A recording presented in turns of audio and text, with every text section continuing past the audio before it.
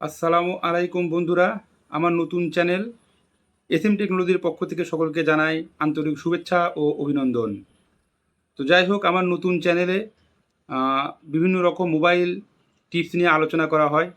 তো যাই হোক, আজকে একটা নতুন টিপস নিয়ে আপনাদের সামনে হাজির হয়েছি। সেটা হচ্ছে হোয়াটসঅ্যাপে নতুন একটা আপডেট নিয়ে।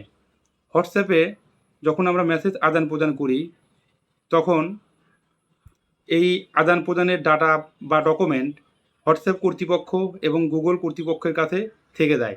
তবে এই নতুন আপডেটে আমরা যখন মেসেজ আদান প্রদান করব, তখন হোয়াটসঅ্যাপ কর্তৃপক্ষ বা আমাদের গুগল কর্তৃপক্ষ কাছে এই ডকুমেন্ট বা ডাটাগুলো থাকবে না।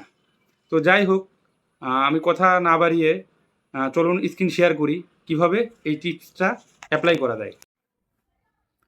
বন্ধুরা, এই জন্য প্রথমে আমরা চলে যাব আমাদের হোয়াটসঅ্যাপে। হোয়াটসঅ্যাপ থেকে এখানে থ্রি ডটে ক্লিক করব, তারপর সেটিংয়ে যাব। সেটিং থেকে এখানে চ্যাটে যাব। চ্যাট থেকে দেখেন চ্যাট ব্যাকআপ, এখানে যাব।